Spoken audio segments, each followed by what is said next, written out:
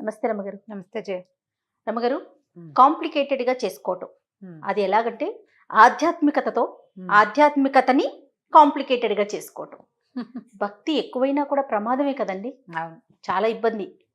ఏదో సినిమాలో ఆవిడ హ్మ్, హారతులు హారతులు ఇచ్చేస్తుండు. ఇచ్చేసి అసలు పటాల ఆ మూర్తుల ఫోటోలు కూడా కనిపించవు. వాళ్ళ ప్రతిమ కూడా కనిపించదు ఎక్కువైపోయి.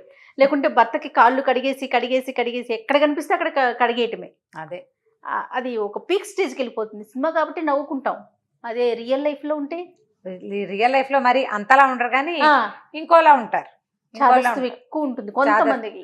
చాదస్తం ఎక్కువ. ఎన్ని పూలు చాలవు, ఎంత పత్రి చాలదు, ఎన్ని పూజలు చాలవు.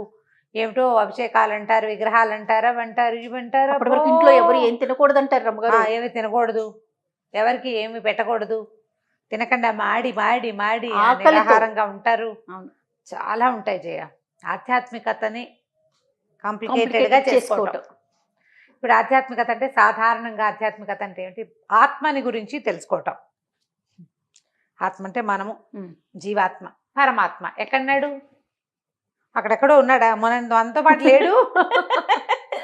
ఆత్మ జీవాత్మతో పాటు పరమాత్మ ఉంటేనే ఈ దేహం ఉంటుంది. అంతే. కానీ జీవుడు కాదు ప్రవేశిస్తాడు. రమ్మగారు. ఇలా కాంప్లికేటెడ్‌గా ఆలోచించే వాళ్ళు ఏం చేస్తారు? ఆయన ఎక్కడో ఉన్నాడని చెప్పి ఆయనకే కదా చేసేస్తూ ఉంటారు. చేసేస్తారు. భగవంతుణ్ణి తెలుసుకోవటమే భక్తి. అంతే. హ్మ్. భక్తి అంటే నువ్వు పూజ చేయడం, అభిషేకం చేయడం, ఏమిటో రకరకాల విగ్రహాలు పెట్టుకోవడం, పటాలు పెట్టుకోవడం, బోల్డంత చేయటం, బోల్డంత వ్యవహారం కాదు. ఇదంతా ఏంటి? ఈ కర్మలు అవసరం మనకి భగవంతుణ్ణి తెలుసుకునేందుకు. ఇది ఒక మార్గం. ఇవన్నీ మార్గాలు. అవును. మనం చూడు, నేను ప్రతిసారి ఇవన్నీ నేను చెప్పను జయ అంటూనే ఉంటా, కానీ నువ్వు అడుగుతావు, మన పని ఇన్సిస్ట్ చేస్తాడు, ఏదో చెప్పిస్తారు. దీపారాధన 2 ఒత్తులేండి, అదేంటండి అలా చెప్పారు? వాళ్ళు ఆ శ్లోకంలో 3 ఒత్తులు సాధ్యం త్రివర్తి సంయుక్తం అని ఉంది కదా అంటారు ఒకళ్ళు. ఆ! 3 ఒత్తులు వేసినా అంతే, 2 ఒత్తులు వేసినా అంతే, 1 వేసినా అంతే, పెద్ద తేడా ఏం లేదు. అక్కడ భక్తి శ్రద్ధ. దీంతో పాటుగా ఇది చెప్పిన తర్వాత ఎన్ని ప్రశ్నలో దీపారాధనకు ఉంది, రోజు తోమాలా, దీపం మన వైపు పెట్టాలా, దేవుడి వైపు పెట్టాలా, పొద్దున పెట్టాలా, మధ్యాహ్నమే కుదురుతుంది పెట్టచ్చా, సాయంత్రమే కుదురుతుంది ఓకేనా, రాత్రి అయిపోతుంది ఓకేనా, దీపం అనగానే ఒక 100 ప్రశ్నలు. అదైందా? తర్వాత పళ్ళు, ఈ పళ్ళు కొన్ని పళ్ళు పెట్టండి అనగానే అవి ఎందుకు పెట్టకూడదు, ఇవి ఎందుకు పెట్టాలి, ఇవి ఎందుకు పెట్టాలి, ఫలానా దాంట్లో ఫలానా పేరు ఉంది కదండి, అదెందుకు పెట్టకూడదండి అని మళ్ళీ దాని మీద పోనీ ఏది పెట్టాలి ఏది పెట్టకూడదు అనేది ఒక సంశయం, ఎలా చేయాలని ఒక సంశయం. ఆవిడెవరో నన్ను అడిగారు, అంటే ఇప్పుడు నేను ఇలా పబ్లిక్లో చెప్పేస్తున్నాను ఆ విషయం. పత్తి ఒత్తులు ఎప్పుడు చేసుకోవాలి అని.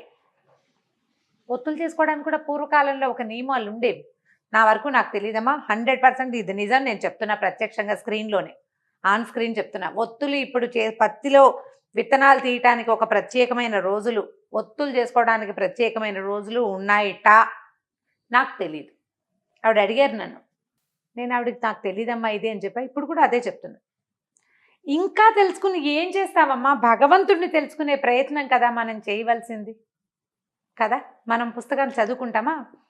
లలితా శాస్త్రం, ఆ బ్రహ్మ కీట జనని వర్ణాశ్రమ విధాయిని, అది స్తోత్రం. లలితా శాస్త్రం చదివేస్తాం. ఆ బ్రహ్మ కీట జనని అంటే బ్రహ్మము నుంచి కీటము వరకు, అంటే పిపీలి కాదు బ్రహ్మ వరకు, చీమ నుంచి బ్రహ్మ వరకు జననివి నువ్వే. ఒక్కమ్మకి పుట్టాము మనం అందరమును కదా. నువ్వు నేను, పిల్లి పిచ్చుక, మేక, గొర్రె, చేప, సమస్తము ఒక జనని వల్లే జన్మించాం. వర్ణాశ్రమాలని ఆవిడే పెట్టింది. మరి ఇప్పుడు ఒకే అమ్మకి పుట్టిన వాళ్ళకి ఎందుకు తేడాలు? ఇన్ని ప్రశ్నలు ఎందుకు ఇన్ని ప్రశ్నలు? పైగా నీకు బోల్డ్ అన్ని తేడాలు, మనకి భగవంతుడికి ఆ తేడాలు ఏం లేవు. భక్త కన్నప్ప మాంసాహారం పెట్టాడు, అలాగని నువ్వు మాంసం పెట్టమని కాదు.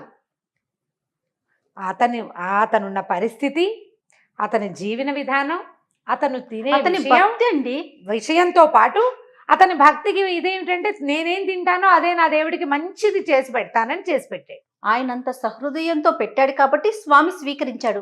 మనకి కూడా అలాంటి హృదయం ఉండి మనం పెడితే స్వీకరిస్తాడేమో. ఇప్పుడు నీకు అనుమానంతో నువ్వు పెట్టకూడదు కదా. భక్త కన్నప్పని అట్లాగే చేశాడు. ఏనుగు రత్నాలు తెచ్చిపెట్టేది, ముత్యాలు తెచ్చిపెట్టేది ఒప్పుకున్నాడు. సాలెపురుగు వచ్చి గూళ్ళు కట్టింది ఒప్పుకున్నాడు. అంతే.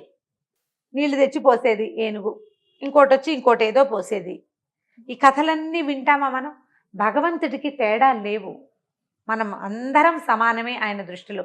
ఆయనకి కావాల్సిందేంటి? నీ అభిషేకం వద్దు, నీ లోపల ఉందే అది కావాలి. నువ్వు లోపల సరిగ్గా ఉండు. నువ్వు బయట చేసేది ఒక తాత్కాలికమైంది, భగవత్ సేవ చేస్తానన్న ఒక సంతృప్తి కోసం చేసుకుంటాం మనం. అది దాని మీదే వందల ప్రశ్నలు. ఉపవాసం చేయొచ్చా, పొద్దున్న చేయొచ్చా, మధ్యాహ్నం చేయొచ్చా, ఉప్మా తినచ్చా, తినకూడదా, ఏమీ తినకూడదండి అని ఒకళ్ళు. నేను ఎప్పుడైనా చదువుకోండి స్తోత్రం ఏదో ఒక సమయంలో అంటే, అబ్బే అలా చదువుకోకూడదని ఒక ఆవిడ చెప్తారు. అంటే ఆవిడంటే సోషల్ మీడియాలో కాదు, ఫ్రెండ్స్, అబ్బో అన్నం తిన్నాక స్తోత్రం చదివితే తప్పు. వాళ్ళకి ఇంకెప్పుడూ కుదరదు. ఆవిడ పొద్దున్నే అన్నం తినేస్తుంది, ఆ తర్వాత సమయం దొరుకుతుంది, ఏదైనా చదువుకుందామంటే వాళ్ళు ఎవరో తప్పన్నారు, ఇప్పుడు ఏం చెయ్యాలి? అదొక ప్రశ్న. అదో ప్రశ్న. ఈ కుశంకలు ఎందుకు రేస్తాను? ఎవడికి చాతొచ్చిన భక్తి రకంగా వాడు చేసుకుంటాడు కదా. కాదు రమ్మగారు, ఆయన దృష్టిలో పక్షులు ఒకటే, జంతువులు ఒకటే, మనుషులు ఒకటే, అందరూ ఒకటే, అందరం సమానమే. అందరి భక్తిని ఆయన స్వీకరిస్తాడు పరమాత్మ. అవును. మరి అలాంటప్పుడు ఇన్ని అనుమానాలు ఎలా వస్తున్నాయి రమ్మగారు? దీంతో చాలా కాంప్లికేటెడ్ గా చేసేసుకుంటారు. ఇలా చేయొచ్చా చేయకూడదా అనుమానం. అనుకో, వచ్చిన వాళ్ళు ఎవరో ఉంటారా, వాళ్ళు వచ్చి ఏదో ఒకటి చెప్తారు, భయం వేస్తుంది అంటారు. భయం వేస్తుంది, తప్పేమేమో, దోషమేమో, పొరపాటు చేశామేమో అని అనిపించేస్తుంది. అనుమానాలు, భయాలు, కుశంకలు. ఒత్తులు, దీపారాధన, దీపం పెట్టుకోవాలి ఏ నూనెతో. ఏదో అడిగావు ప్రశ్న, ఏదో నువ్వుల నూనె చెప్పాం, పప్పు నూనె, మామూలు నూనె. అంటే ఇప్పుడు మనం ఎలా తీసుకుంటున్నామంటే, పూర్వకాలం మన పెద్దలు ఏది ఆచరించారో మనందరికీ ఎక్కువ పర్సంటేజ్ ఎవరికి అందరికీ తెలిసిన విషయం ఏదుందో అది చెప్తున్నాం, అది చెప్పుకుంటాం. ఎవరైనా అంతే, ఎవరైనా అంతే. ఇప్పుడు దీని మీద 100 ప్రశ్నలు, దాని మీద మళ్ళీ మన అడగటం కాదు, వాళ్ళలో వాళ్ళే అడిగేసుకుని వాళ్ళ అంటే, అబ్బాయి అలా చేయకూడదు, ఆవునేతితోటి చేయాలి, అబ్బాయి అలా చేయకూడదు, ఇదే దీంతో చేయాలి, అదే పెట్టాలి, ఇవే పెట్టకూడదు, అది పెడితే అది, ఇది పెడితే ఇది. ఏది పెట్టినా జీవిత గమనం మార్పు లేదు, మరణం తథ్యం, ధర్మాచరణ ముఖ్యము. నువ్వు ఎలా పుట్టేవో, దేనివల్ల జన్మించావో దాన్ని గౌరవించు, దేనితోటి జీవిస్తున్నావో దాన్ని గౌరవించు. ఈ మధ్యలో ఉన్న నాటకం ఉంది చూసావా, నీకు కుదిరినట్టు ఆడుకో, చేతొచ్చినట్టు ఆడు, కుదిరినట్లు చేతొచ్చినట్టు మానేయకు, చెయ్యి.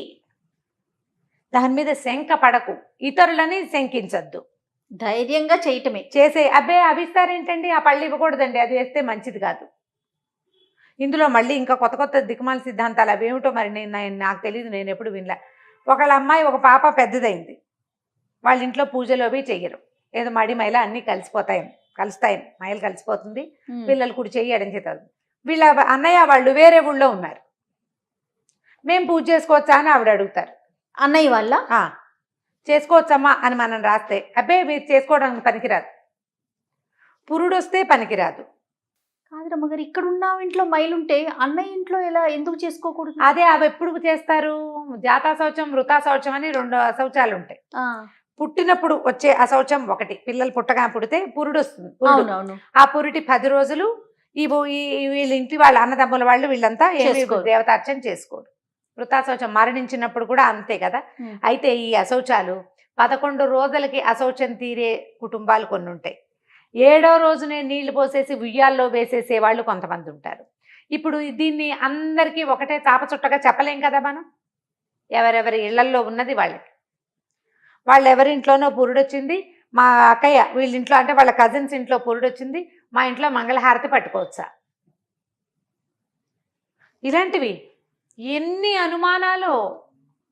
అసలు ఇదేది వీటిలలో ఏ ఒకటి బ్రీఫ్గా కరెక్ట్గా ఎవ్వరికి తెలియజేయ, ఎవరో ఒకళ్ళు చెప్పేస్తూ ఉంటారు. మనల్ని అడుగుతున్నారు అనేది కాదు, మీకు వీలైతే మీరు చెప్పగలిగితే చెప్తారు, లేకుంటే లేదు, అది అసలు సమస్య కాదు. కానీ వారికి వారే ఎన్ని క్రియేట్ చేసేస్తారు. పోనీ అలాగని నువ్వు పూర్వకాలపు సిద్ధాంతం ఒకటైనా పాటిస్తున్నావా? మనం చేసేది పాటించము, చెయ్యలేకపోయేదాన్ని పాటించాలని కోరుకుంటున్నాము. నిజంగా చేయవలసిన విధి విధానాలేమో చేయడమే లేదు. ఏది పాటించగలుగుతున్నాం ఈ రోజుల్లో? మనకేం కుదరటలా. ఎందుకో ఇలాంటివి పెట్టుకుని ఇలాంటి వాటికి అడిగి అడిగి అడిగి అడిగి ఓ పక్కన క్లియర్గా చెప్తాం. మళ్ళీ దాంట్లో కూడా ఇంకా ఇది ఏడాది లోపల పనికిరాదు, 7 ఊర్లు అంటే సంవత్సరీకం లోపల చేయకూడదు. అవునవును. మా అత్తగారు పోయి 8-9 నెలలు అయిందండి.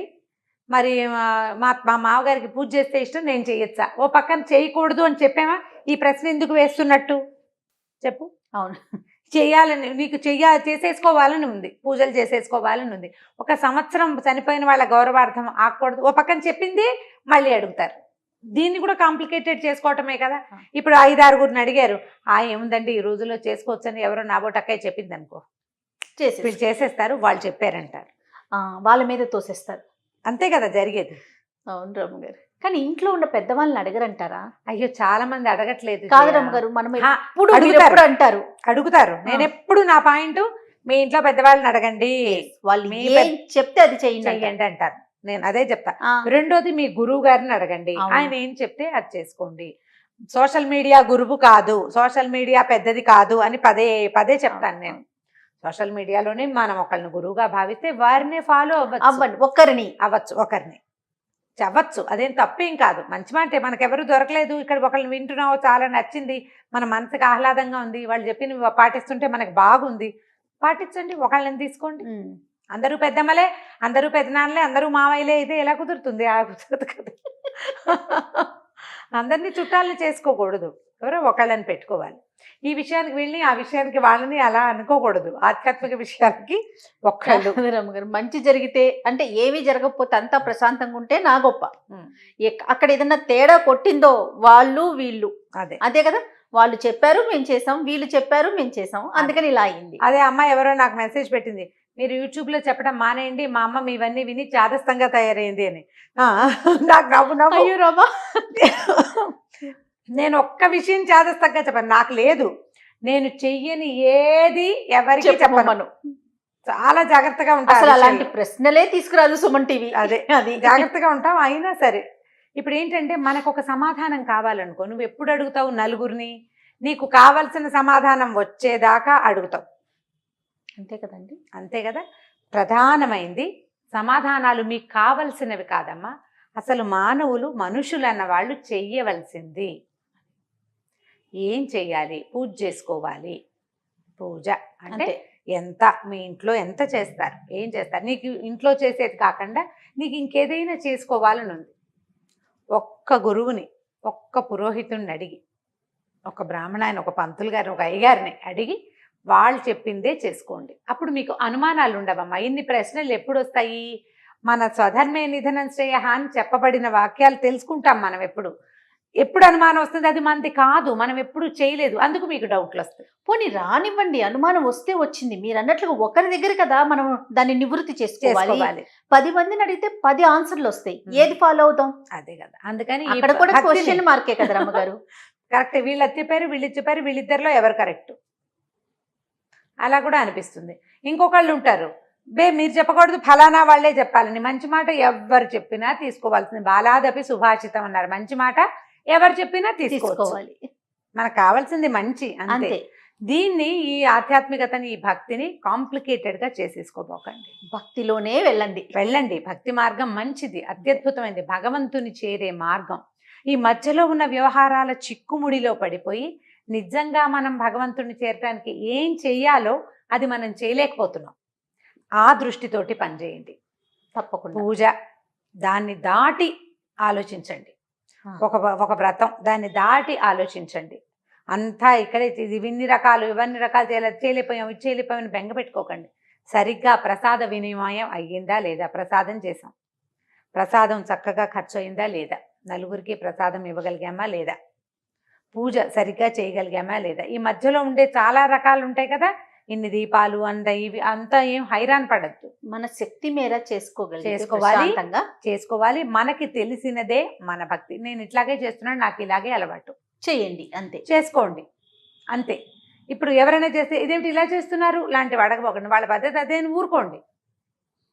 ఇతరులని ప్రశ్నించడం కూడా తప్పేనని చెప్తుంది కార్తీక పురాణం. వాళ్ళ పూజని మనం ప్రశ్నించకూడదు, వారి విధానం వారిది, అంతేనా? వాళ్ళ ప్రకారం వాళ్ళు వెళ్ళిపోతారు. సత్యనారాయణ స్వామి ప్రసాదం ఉందా జయ? మనమేమో గోధుమ రవ్వ పంచదార చేస్తాము. రవ్వ కేసరి, బొంబాయి రవ్వతో చేసేవాళ్ళు కొంతమంది, బొంబాయి రవ్వని వేయించి పచ్చి రవ్వే కలిపేవాళ్ళు ఇంకొంతమంది, గోధుమ రవ్వ పచ్చి రవ్వని కలిపేవాళ్ళు కూడా కొంతమంది. ఇన్ని రకాలు ఉన్నాయి కదా. ఇప్పుడు ఎట్లా ప్రశ్నిస్తావు నువ్వు? ప్రశ్నించలేం కదా.